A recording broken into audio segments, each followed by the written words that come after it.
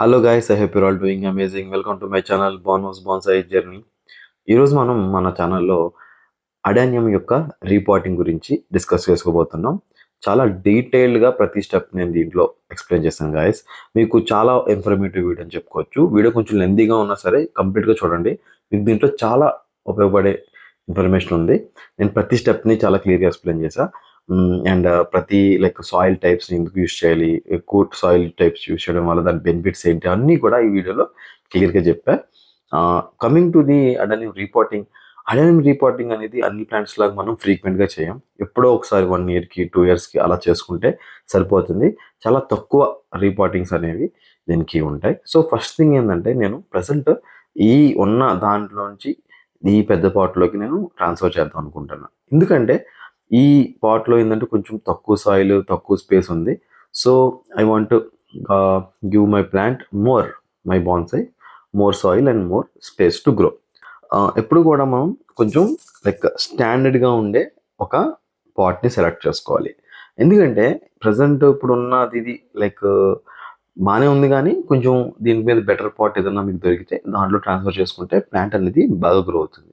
ఇక్కడ మీరు ఈ సిమెంట్ పాట్ని మనం చూసుకున్నట్టయితే, ఈ సిమెంట్ పాట్ ఏంటంటే కొంచెం నేనే ప్రిపేర్ చేసుకున్నా ఇంట్లో. సో దీనికి నేను 4 డ్రైన్ హోల్స్ అనేది పెట్టుకున్నా. ఎందుకంటే చాలా వైడ్గా ఉండేటట్టు చూసుకున్నా.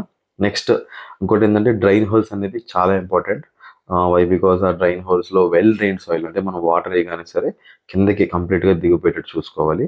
అండ్ ఆ మెష్ ఉంది కదా, ఆ మెష్ కూడా చాలా ఇంపార్టెంట్. ఎందుకంటే ఎక్సెస్ సాయిల్ అనేది బయటకు వెళ్ళిపోకుండా చూసుకుంటుంది. సో కంప్లీట్గా మెస్ పెట్టుకోవాలి, బట్ వెల్ డ్రైన్ సాయిల్ చూసుకోవాలి. బయట మీరు చూసినట్టయితే బాన్సాై పాట్లో కొన్ని వాటికి 2 హోల్స్, 1 హోలే ఉంటుంది.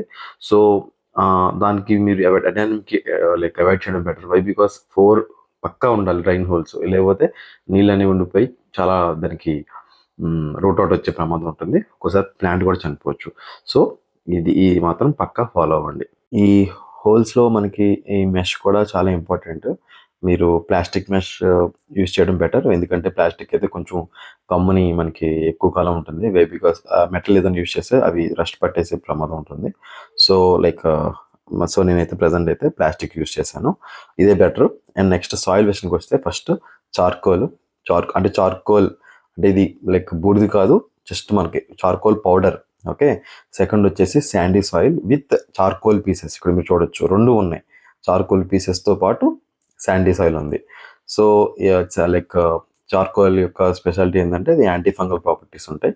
సో ప్లాంట్కి ఏమైందంటే రూట్స్కి ఏరేషన్ అనేది ఉంటుంది.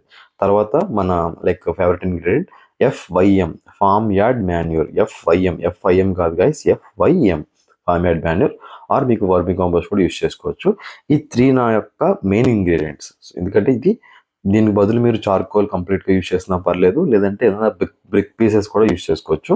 అంటే నాకు అవైలబిలిటీ ఉంది కాబట్టి నేను చార్కోల్ పౌడర్ అనేది, నేను ఓక బూడిద అంటారు కదా మన తెలుగులో, ఆ ఓక బూడిద యూస్ చేశాను. FYM కూడా మనకి మినిమం 40% ఉండాలి గాయస్ మన సాయిల్ మిక్స్లో.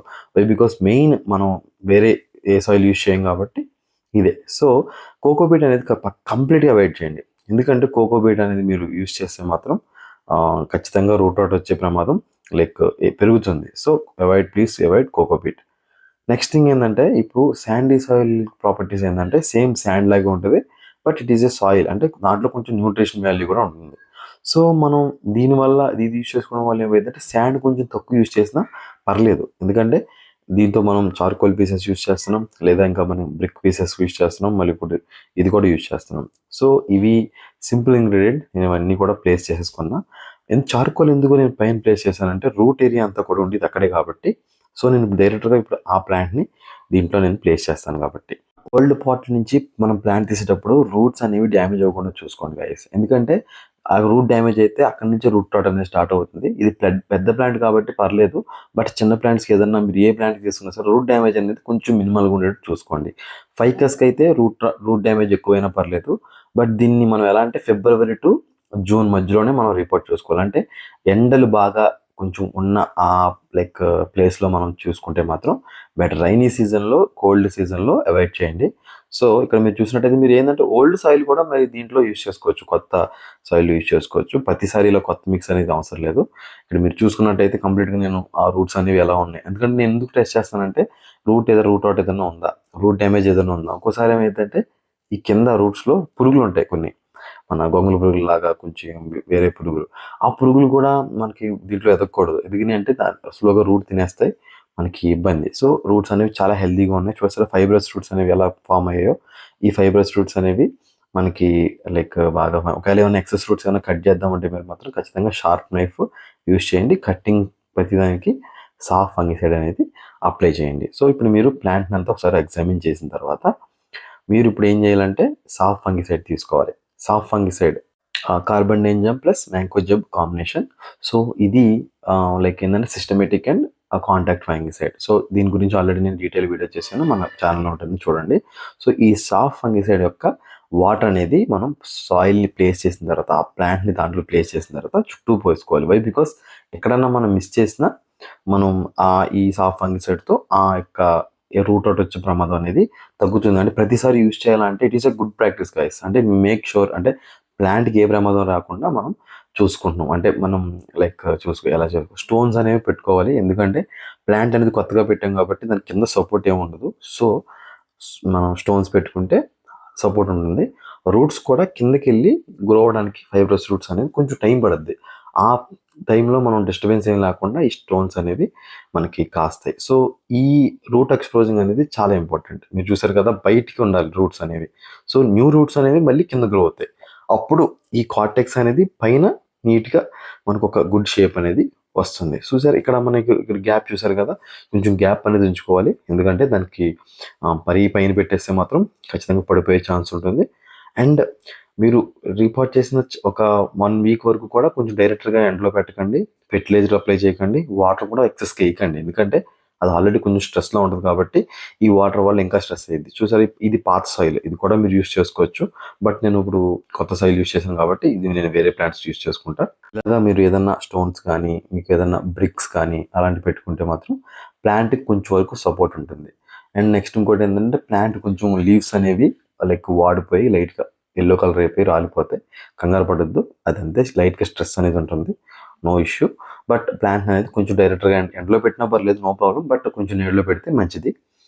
మరి ఎక్కువ వాటర్ కూడా వేసేయకూడదు. జస్ట్ అలా పైన మనం ఆల్రెడీ సాఫ్ట్ వాటర్ వేసాం కాబట్టి ఇంకొక 1 వీక్ తర్వాత దాకా కూడా దీనికి వాటర్ వేయాల్సిన పని లేదు. చూసారు ప్లాంట్ చాలా నీట్గా అందంగా తయారైంది, ఫుల్ ఫ్లవర్స్తో ఉంది. ఇదంతా అయిపోయిన తర్వాత ఒక డిస్టర్బెన్స్ ఫ్రీ ఎన్విరాన్మెంట్లో దాన్ని ప్లేస్ చేయాలి. అండ్ ఇది మనకి ప్లాంట్ ఒక 8 months తర్వాత దాని యొక్క కోవడెక్స్ మీరు చూడొచ్చు, చాలా లావుగా లైక్ కొంచెం స్టౌట్గా తయారైంది. అండ్ రూట్స్ కూడా బాగా గ్రో అవుతున్నాయి. అండ్ ప్లాంట్ కూడా చాలా లైక్ విగరస్గా గ్రో అయింది అని చెప్పుకోవచ్చు. ఎందుకంటే నాకు చాలా ఇంప్రూవ్మెంట్ అనేది కనపడింది ఆ బ్రాంచెస్లో కానీ అవి కానీ. నేను చాలా బ్రాంచెస్ ట్రిమ్ చేశాను, still it is growing well because of the proper రిపోర్టింగ్లో మనం చేసే మిస్టేక్స్ అనేవి ప్లాంట్ గ్రోత్ అండ్ ఒక్కొక్కసారి లైక్ డెత్ కూడా కాజ్ చేయొచ్చు. సో రిపోర్టింగ్ అనేది చాలా కేర్ఫుల్గా చేసుకోవాలి. ఇలాంటి ఇన్ఫర్మేషన్ కోసం మన ఛానల్ సబ్స్క్రైబ్ చేసుకోండి గాయస్. ఈ వీడియో నచ్చినట్టయితే లైక్ చేయండి అండ్ ప్లీజ్ డూ సబ్స్క్రైబ్, అది నన్ను మోటివేట్ చేస్తుంది. And thanks for watching. See you in my next video. Until then, keep growing.